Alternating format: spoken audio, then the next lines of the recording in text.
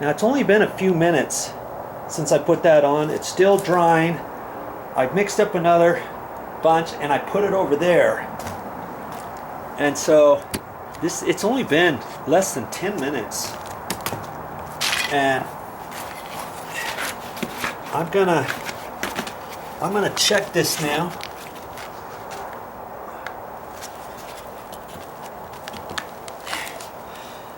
It's nowhere near perfect yet, but I'm just gonna wipe on it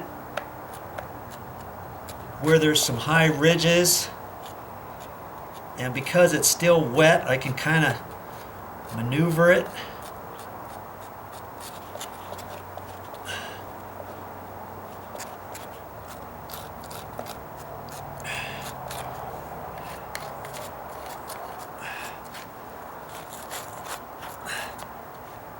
See right there, it's hard enough that I can just kind of do that.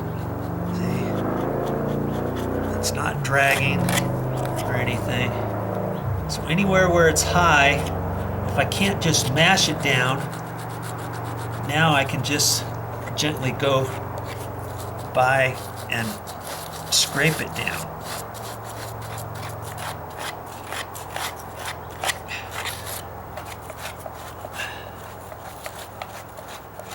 And it looks like most of it is low enough. Right in there, it looks like it might be just too slightly high. That feels better.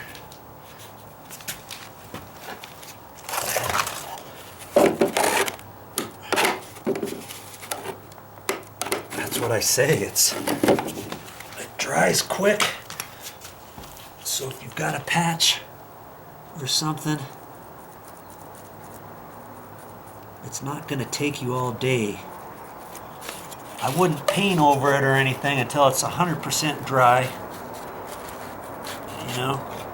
But I can coat over this even before it's dry all the way, as long as it's hard.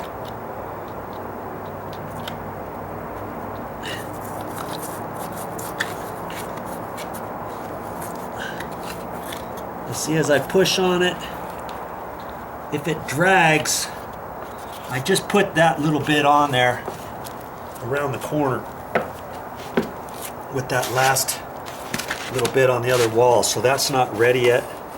It's slightly dragging. And so I'll just work on this area over here that I had from before, the first time.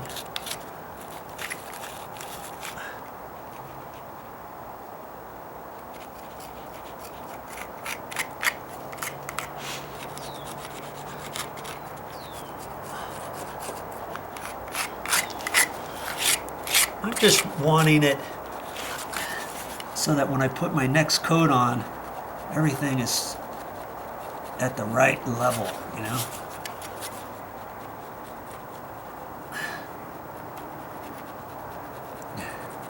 This is almost the consistency of a putty stick now, you know, that you get at the hardware store.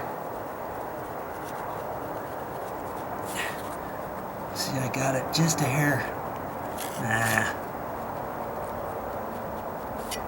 Just a hair high there.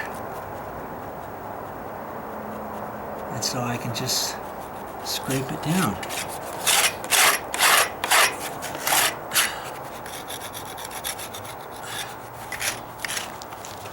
This, I know I need to build it out some more.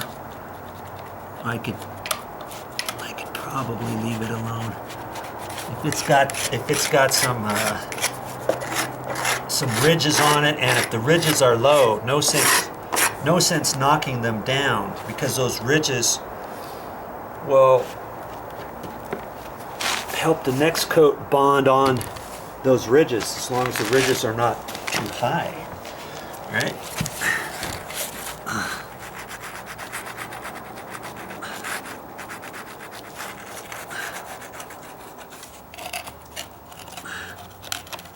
Okay.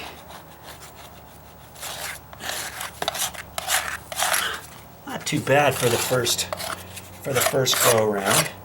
Now I can see exactly where else I need it.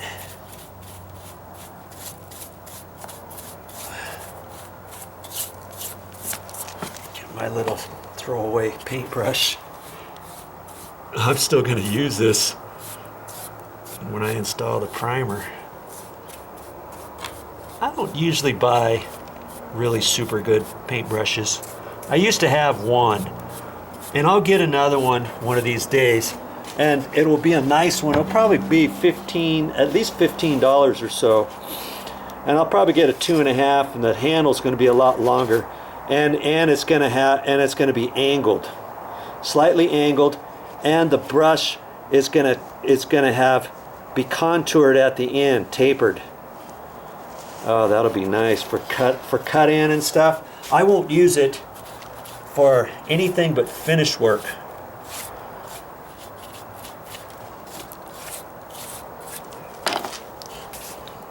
And then it comes in a little holder, and I'll keep the holder.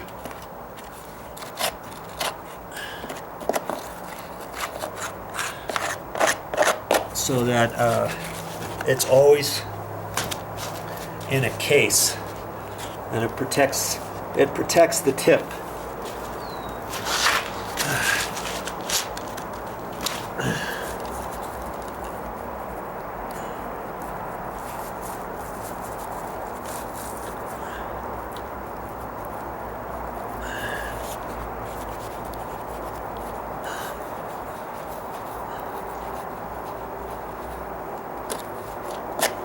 You know, on that one, I might even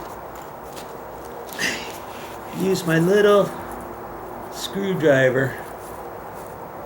Yeah, that'll work in the areas that I need to get to. Okay. And then I can use the side of it as like a paddle to flatten it down. This I have to build up extra.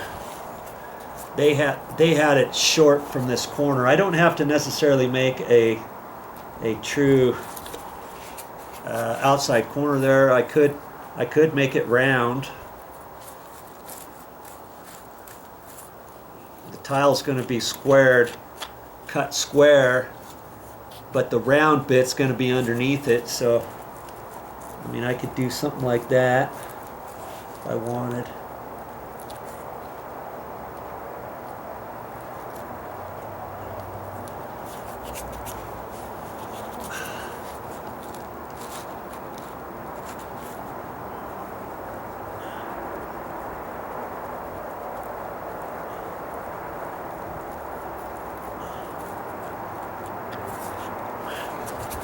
Take your time, do a good job. You're not in a race. All right?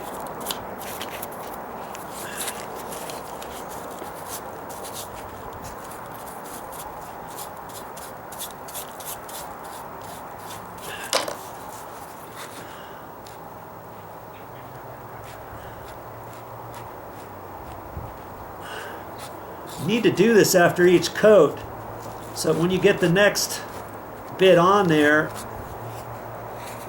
you can put it exactly where it needs it.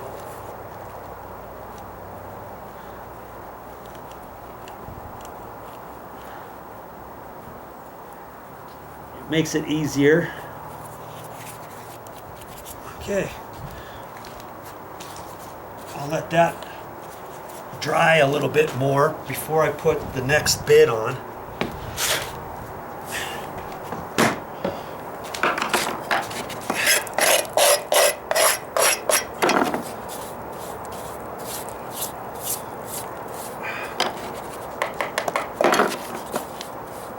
It's only been, 10 minutes, 15, not even 15 minutes yet. And it's already hardening up, see there? I got